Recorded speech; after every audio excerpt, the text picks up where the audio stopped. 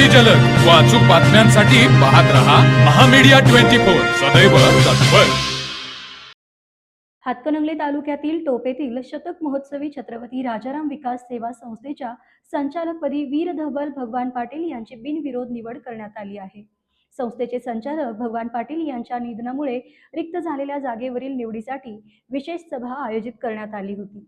सोमवार दिनांक 5 जानेवारी रोजी पार पडलेल्या निवडणूक प्रक्रियेमध्ये निर्धारित वेळेमध्ये वीर धवल भगवान पाटील यांचा एकमेव अर्ज दाखल झाल्याने त्यांची बिनविरोध निवड जाहीर करण्यात आली।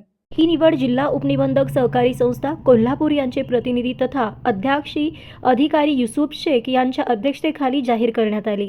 यावेळी संस्थेचे chairman Abhijit Mulik, vice chairman Amol Patil, संचालक मुकुंद पाटील, विठ्ठलपंत पाटील, पिलाजी पाटील, दिलीप पाटील, शिवाजी चौगुले, रामचंद्र पाटील, सदाशिव पवार, कृष्णात सिसाळ, विजय घोरपडे, विकास पाटील, अखिल नाईक, अक्षय पाटील, अभय घोरपडे, वैभव पाटील, संतोष पाटील तसेच संस्थेचे सचिव शंकर पाटील यांच्यासह मोठ्या संख्येने कार्यकर्ते उपस्थित होते।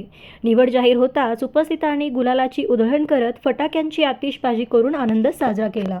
तर मग चला सबस्क्राईब करायला विसरू नका महामीडिया 24 न्यूज चॅनलला। महामीडिया 24 सदैव तत्पर।